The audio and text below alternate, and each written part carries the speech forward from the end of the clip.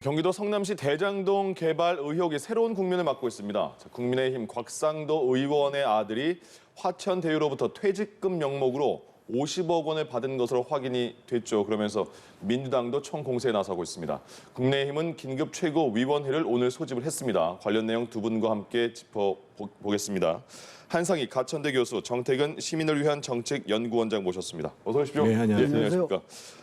대장동 개발 특혜 의혹을 받고 있는 기업이 화천대유인데 이곳에 곽상도 의원의 아들이 2015년 6월에 입사해서 지난 3월까지 근무를 하고 퇴사를 했는데 퇴직금 명목으로 50억 원이다. 이게 지금 문제의 핵심 아니겠습니까? 어떻게 이 문제를 보십니까? 퇴직금은 아닐 거예요. 예. 왜냐면 퇴직급여 충당금이 13억 정도밖에 안 된다고 하는데 네. 50억을 줄 수는 없는 거 아니겠습니까? 곽상도 의원이 그 남의 자녀들 좀 스토킹하다가 이게 인권보호 일지 모르겠는데 아마 특별한 성과에 대한 특별한 기여에 대한 기여금으로 봐야 되겠죠. 예. 이게 기여금 규모가 제가 한번 오면서 계산해 봤더니 삼성전자 대리가 네. 6년 일하고 12조 원 받아간 거 똑같아요. 이거 뭐 이재용 부회장도 이렇게 못 받았을 겁니다. 그러니까 예. 이게 비정상적인 것에는 비정상적인 이유가 있습니다. 결국은 무슨 특별한 기여를 그분이 했는지 곽상도 의원 아들이 뭐 엄청난 기여를 했을 수도 있지요. 뭐 기여를 했기에 그렇게 많이 받아갔는지 580억 중에 50억을 받아갔는지 네. 그것이 과연 당시 특별한 기여를 할 수 있는 위치인 뭐 민정수석과 국민의힘 국회의원을 했던 분의 개입이 있었는지 또는 그분만의 것인지 예.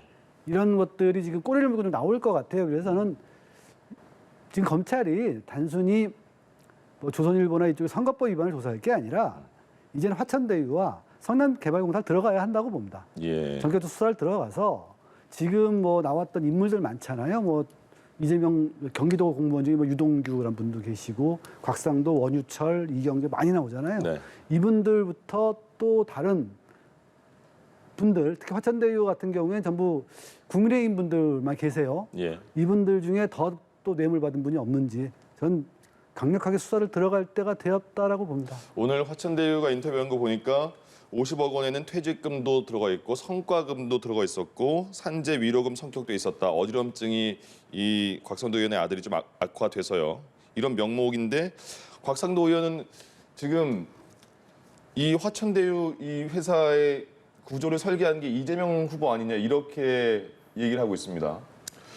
그런 변명이 잘 설득력이 없죠. 기본적으로 이제 저는 뭐 한 교수님 말씀하신 게 상당 부분 공감하는 게 일단 이 사건은 검찰이 지금 수사가 늦었어요. 그러니까 이미 이제 처음에 금융정보분석원에서 이상한 흠의 돈이 발견됐다라고 했을 때 그게 5개월 전이란 말이에요. 근데 그걸 경찰에서 지금 뭉개고 있었어요.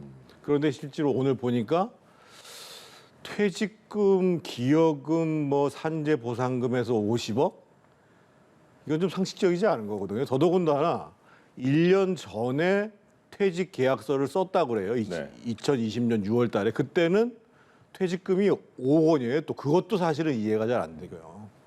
그러면 이 문제는 어떻게 처리해야 되냐? 결과적으로는 지금 이미 이제 경찰 단계에서는 수사를 잘못하고 있는 게 확인이 됐고 그러면 검찰에서부터 빨리 수사를 하고 그리고 그와 동시에 특검이 추진돼야 되는 게 맞다. 네. 그래서 뭘 해야 되냐? 첫 번째로는 지금 무려 6천억에 해당하는 이익금이 난 거예요. 이것의 돈의 흐름들을 파악을 해야 된다는 거죠, 기본적으로. 지금 예를 들면 곽상도 의원 아들에게 50억 넘어간 정도의 문제가 아니라 예를 들면 김만배 씨라든지 또는 그 회사의 대표인 이성문 씨 같은 경우에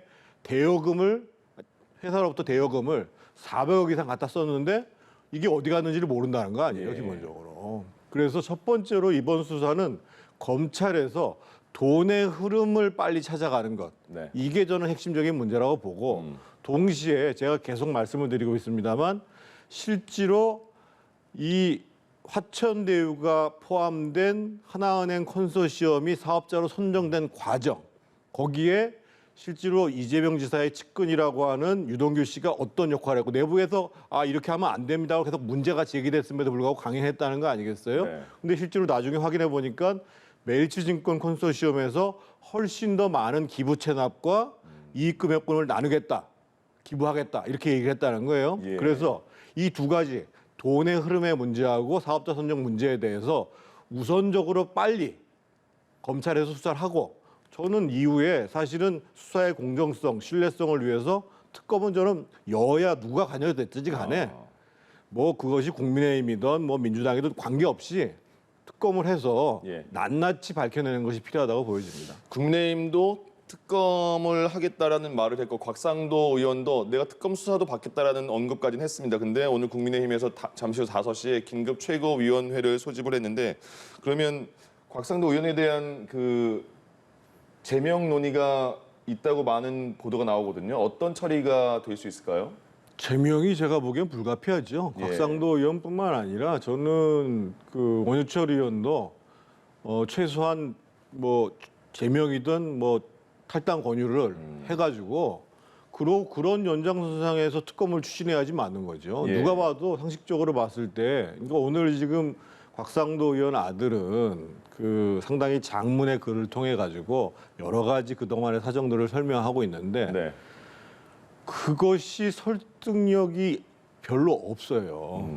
왜냐하면 처음에 입사하는 과정이 곽상도 의원과 김만배 씨하고 20년 교본이 있었던 동문들이라는 거 아니에요. 네. 그래서 입사할 때에 곽상도 의원이 권유했다는 거 아니겠어요. 근데 아까 제가 말씀드렸던 것처럼 월급은 230만 원에서 300 몇만 원으로 3차례 인상됐는데 네. 퇴직금을 5억 원이라고 약정서 쓰고 또 퇴직 전에 변경돼 가지고 기여금까지 해서 50억을 줬다라는 것을 누가 이해를 해요? 아마 예를 들면 삼성전자에서 무슨 뭐 수십조의 이익을 남긴다고 하더라도 이런 식으로 기여금 배당하지는 않아요. 예.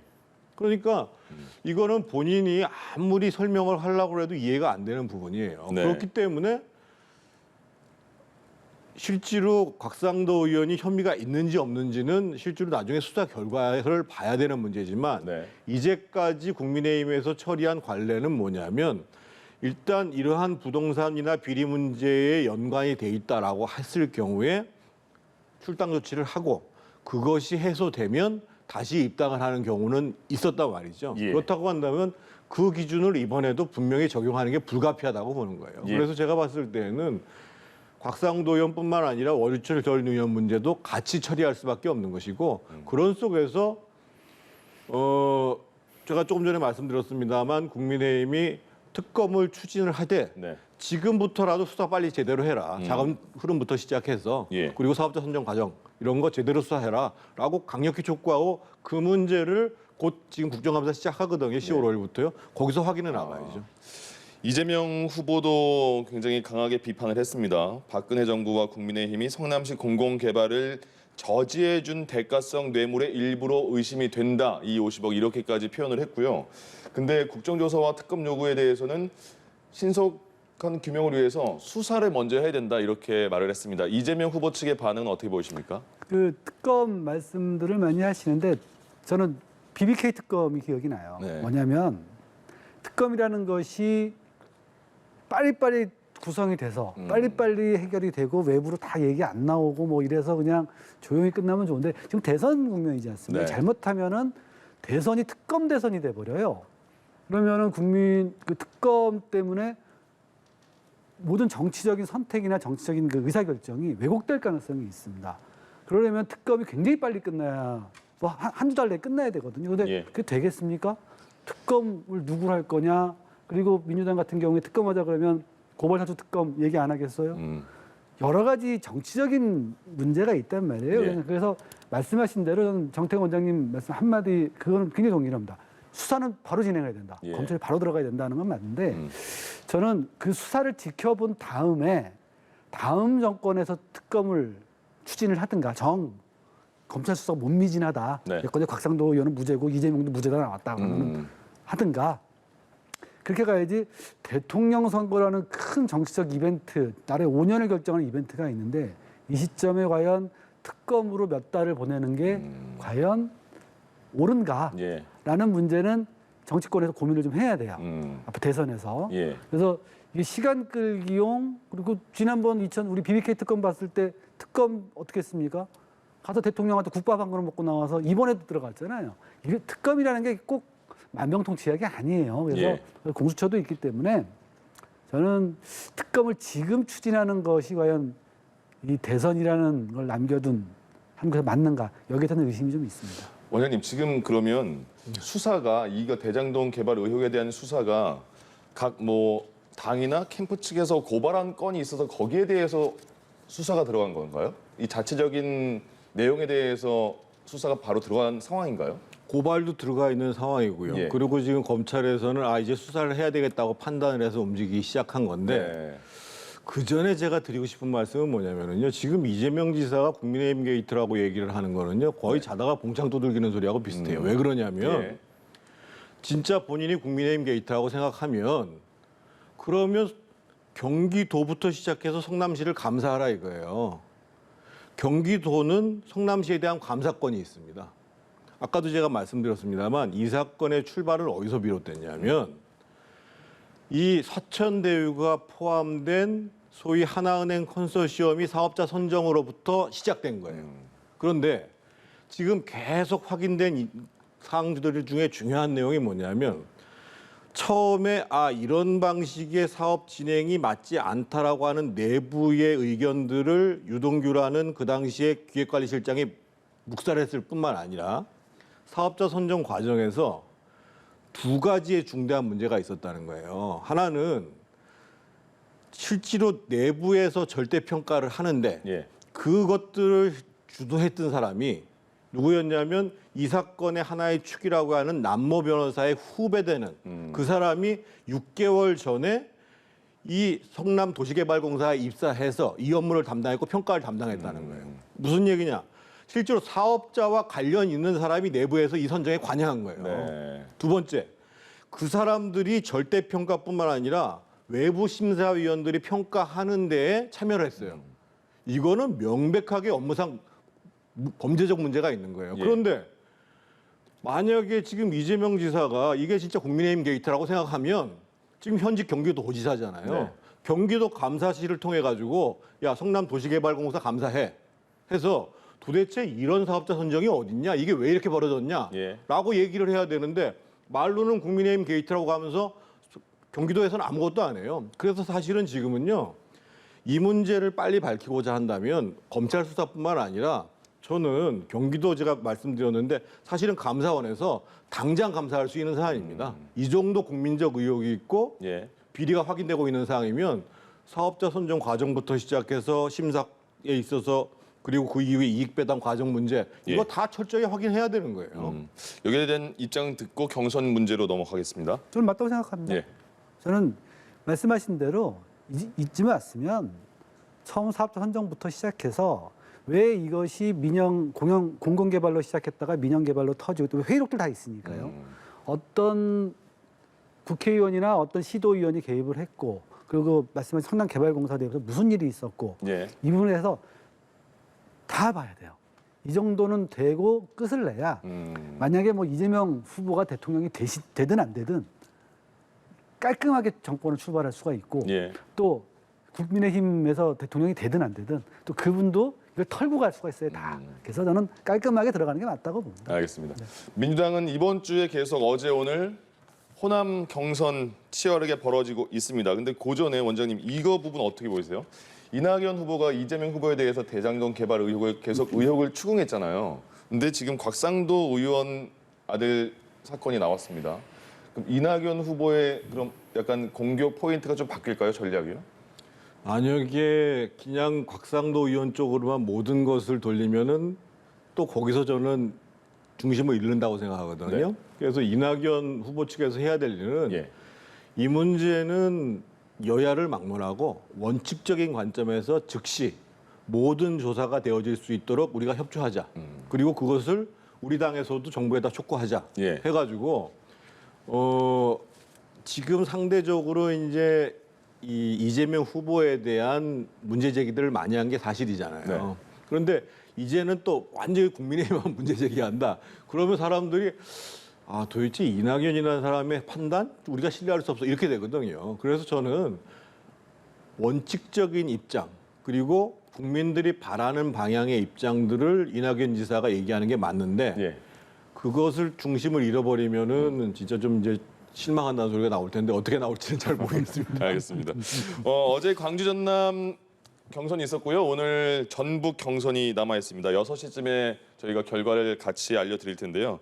어제 결과를 보면 일단 수치로는 이낙연 후보가 1등을 했습니다. 근데 100몇 표 차이밖에 안 나는 1등이에요. 그러니까 이게 과연 호남의 유권자들의 마음을 이낙연 후보가 다 받았다고 볼 수는 없는 상황이 아니냐 이런 분석도 나오고 이재명 후보도 그 정도면 선방했다라는 분석도 나오고 어떻게 평가할 수 있을까요? 어제 제가 보니까 어떤 기사에 제목을 떴던데 네. 어떤 의원이 하셨대요. 예. 이낙연은 이겼고 이재명은 웃었다. 저는 이게 딱 맞다고 봅니다. 네. 그러니까 이낙연 대표 이기긴 이겼어요. 음. 근데 이게 제대로 이겨서 좀 끌어내리려면 어떻게든지 누적 득표율 50% 밑으로 끌어내렸어야 돼요. 아, 근데 그것을 못했습니다. 예. 정말 미미했거든요. 예. 122표 차이 났나요? 네. 그러다 보니까 사실은 전체 흘러가는 승부에 전혀 영향이 없는 이렇게 돼 버렸습니다.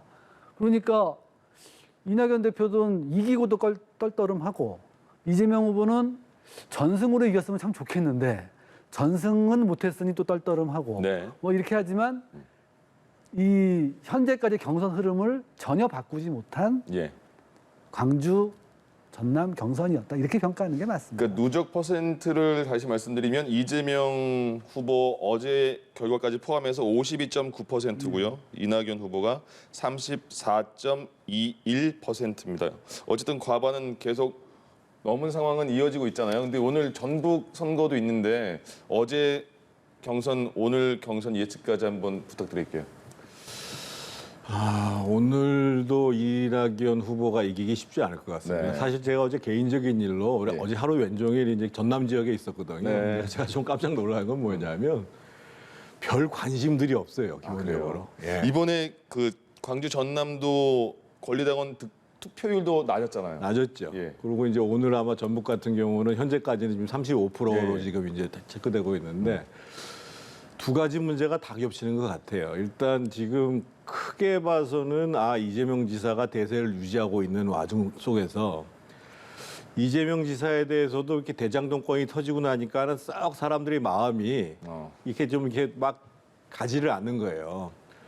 그렇다고 해서 우리 동네 사람이고 우리 동네를 대표하고 있는 이낙연 지사인데 그렇다고 이게 좀 반전이 될까라고 하는 그런 이제 열망도 없어요. 네. 그러다 보니까 전체적으로 저도 깜짝 놀랐어요. 그래도 좀 어제 이제 뭐 식사 자리가 2번이나 있었으니까 얘기가 많이 될 줄 알았는데 별 얘기를 잘 안 하는 거예요. 그래서 저녁 먹다가 예. 결과가 이렇게 나오니까 그때서 지금 얘기 나오는 상황이었었거든요.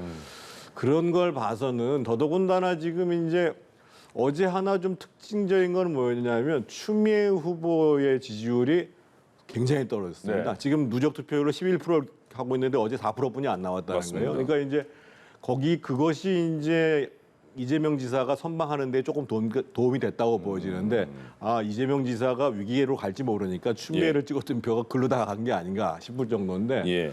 그렇다고 본다면 오늘 전북 같은 경우에 그 전에 있었던 일 중에 하나가 뭐냐면 전북을 대표하는 정세균 후보가 사퇴를 했는데 정세균 후보는 어디에 지지를 표명하지도 않았어요. 네. 근데 지금 민주당 사람들한테 제가 얘기를 들어보니까 전북에서 지역 활동을 했던 조직 책임자들 상당수가 이재명 지사를 지지하는 방향으로 옮겨갔다라는 거예요. 예.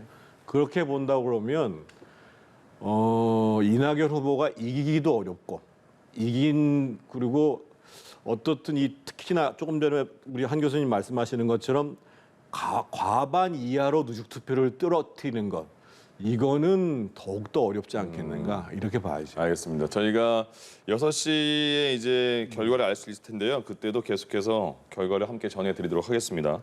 자, 이제 그 국민의힘 경선도 지금 한창 진행이 됐잖아요. 근데 TV 토론 오늘 밤에도 예정돼 있습니다. 세 번째 토론이 됐는데 그 전 토론과 뭐 어떤 점이 달라져야지 좀 더 인기를 끌 수 있을지요.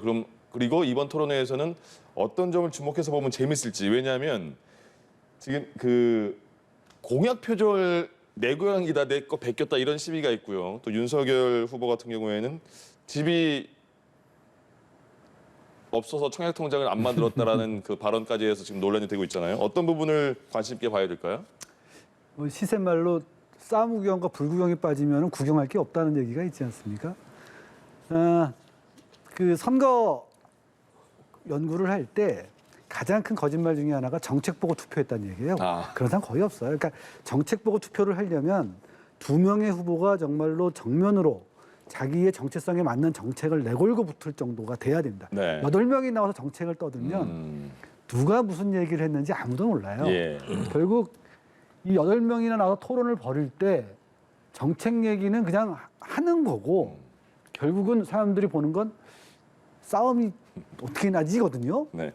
근데 지난 토론이나 그동안 이 공방을 보면 별로 재미가 없어요. 뭐 공약을 뺏겼네 안 뺏겼는데 내용 알기도 어렵고 뭐 말을 실수했네 안 했네 뭐 윤석열 후보 말실수가 한두 번도 아니고 사실은 윤석열 후보의 아킬레스건은 결국 박근혜 대통령 구속이에요.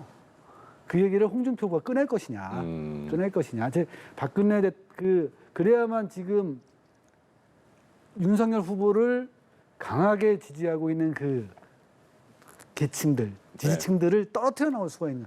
그 정도 세게 붙느냐. 예. 그리고 유승민 후보나 이런 분들이 2등인 홍준표 후보를 옛날에 막말을 가지고 또 자격론에 붙느냐. 네. 저는 이 정도 싸움이 나지 않고서는 지금처럼 지난번 토론처럼 예. 그냥 재미없이 이렇게 갈 거다. 그래서 저도 토론을 볼 건데 네. 언제 홍준표 후보가 네. 윤석열 후보를 그걸로 칠 거냐. 저 요걸 관전포인트로 보고 있습니다. 알겠습니다. 원장님도 어떤 부분 신경 쓰면 좋을 것 같다 해주시죠. 그 재미는 솔직히 없어요. 근데 이제 어떻든 지금 흥행에는 뭐 실패하고 있는 건 아니거든요. 상당히 시청률도 나오고 이런 상황인데 제가 이제 국민의힘에 속한 사람으로서 굉장히 좀 아쉬운 건 뭐냐면 어떻든 당 전체적으로 봤을 때도 토론이 진행되면 뭐가 남는 게 있어야 되거든요. 예. 그런데 서로 뭐 이런저런 공격을 했다더라라는 정도예요. 그러니까 지금 8명의 후보 중에서 확실히 이슈를 주도하는 후보가 없다.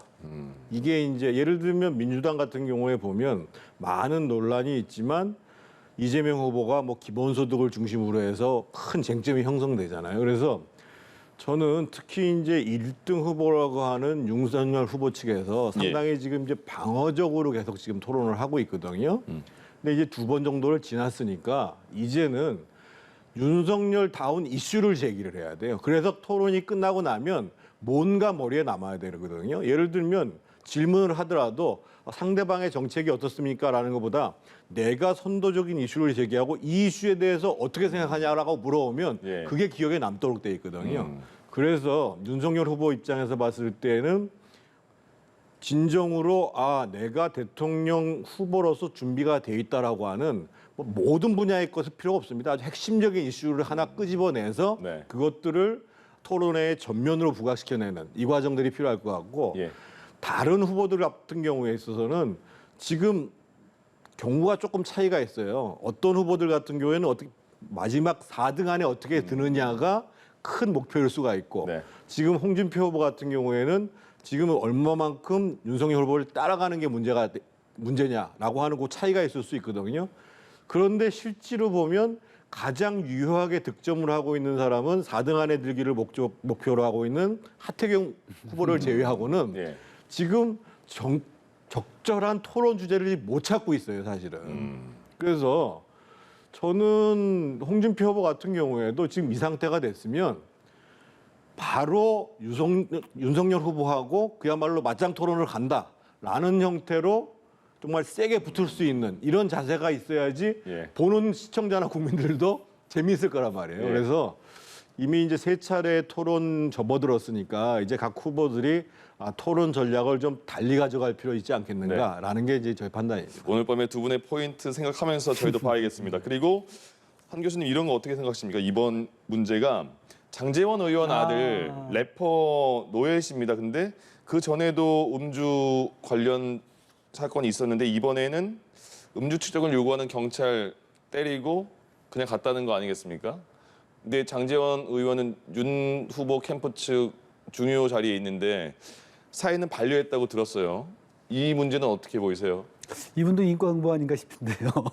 남의 자식 엄청 괴롭혔잖아요. 사실 운전사 바꿔치기를 했는데도 구속이 안 됐다는 건 이거 집행유예 나왔다는 건 사실 말이 안 돼요. 또 그 상황에서 경찰을 쳤거든요. 공무집행방해입니다. 음주운전이 공무집행방해예요. 이거 현장에서 바로 그냥 끌려가서 바로 들어가야 되는데 이 친구, 그러니까 이분만 왜 이렇게 피해가는가? 뭐 가수라서 피해가는 것 같지는 않고요. 예. 뭐 인기 있는 분도 아니잖아요. 아버지를 빼놓고는 이거 설명이 안 돼요. 그러니까 전 장제원 의원이 개입을 했는지 아닌지는 모르겠습니다. 나는 현상적으로 아버지를 빼놓고는 설명이 안 되는 일이 너무 많습니다. 예. 근데 이게 지금 공부를 불러일으키고 있는데 저는 더 재밌게 본 게 장제원 의원이 사직 의사를 밝히니까 그 본부장 캠프에서요. 캠프에서 윤석열 후보가 괜찮다고 했다는 거 아니에요. 윤석열 후보의 법감정과 정치 감정이 이것밖에 안 되나. 그 정도 경찰 정도 때렸는데도 괜찮아. 인지 아니면 뭐 이 정도 아버지 공격받는 건 정치적으로 난 괜찮아. 인지. 엄청난 대인배이신 건지 생각이 없으신 건지 예. 저는 그 부분이 더 재밌었으면서 윤석열 후보가 어떻게 할 것인가. 예. 전 이게 더 궁금하네요. 앞으로. 많은 분들이 이해를 못하는 문제이기도 합니다. 이 부분이요. 저는 뭐 장제원 의원이 영향력을 행사했을 거라고 생각하지 않는데 사건 처리에는 분명히 문제가 있습니다. 왜냐하면 이게 법률적으로 따지면 이 아들 그 장영준 씨가 1년 전에 이제 집행유예 선고를 받았거든요. 근데 집행유예 선고를 받게 되면 3년 이내에 동일 유형의 범죄를 범하게 되면 법률적으로 벌금형이 나오지 않는 이상 반드시 실형을 선고하도록 되어 있습니다. 예. 그러면 이제 실형을 선고하면 복역 가능성이 있다는 사건이란 말이에요. 그런데 서초경찰서에서 지금 조사 후에 귀가시켰단 말이에요. 기본적으로. 그래서 불구속으로 처리하겠다고 얘기를 해요. 그러니까 사실은 장제원 의원 입장이나 뭐 그 아들이 죄를 다게 받겠다고 하는데 지금 사실은 오해를 받기 딱 좋은데 저는 이 서초경찰서가 좀 이해가 안 되는 게 이전에 그 이용구 법무부 차관이라고 있잖아요. 네. 그 사람 처리할 때도 처음에 무혐의로 입건을 안 했어요. 그런 다음에 지금 얼마 전에 어떻게 됐냐면 검찰에서 이용구 법무부 차관이 특가법상 운전자 폭행 및 증거인멸 교사 그리고 그 무혐의 처리했던 담당 경찰들은 특수직무유기, 허위공문서 작성 이렇게 해가지고 기소됐습니다. 그래서 이 서초경찰서가 특히 이 교통 관련해가지고 반복적으로 이런 처리를 하는 걸 전 이해가 안 되고 경찰청에서 서초경찰서에 대해서 분명하게 이거는 감사를 해봐야 되는 문제고 동시에 장제원 의원 입장에서 봤을 때는 지금 이전에 사실은 국민들의 법관중이라는 게 조국 씨 딸 조민 씨 문제가 있었잖아요. 그때 굉장히 분노했어요. 그리고 지금 장제원 씨 아들 문제가 있고 지금 또 터진 게 지금 보면 곽상도 씨 아들 문제가 있어요. 네. 그러면 국민들이 봤을 때는 실제 개입을 했건 안 했건 관계없이 도대체 왜 이렇게 유력한 자녀들한테 있어서는 이런 일들이 다반사로 벌어지냐 이렇게 되는 거거든요. 예. 거기에 대해서 도의적인 책임을 지는 것이 무엇인가를 고민하고 행동할 수밖에 없다는 거죠. 알겠습니다. 여기까지 듣겠습니다. 한상익 가천대 교수, 정태근 시민을 위한 정책연구원장 두 분과 함께했습니다. 고맙습니다. 예, 감사합니다.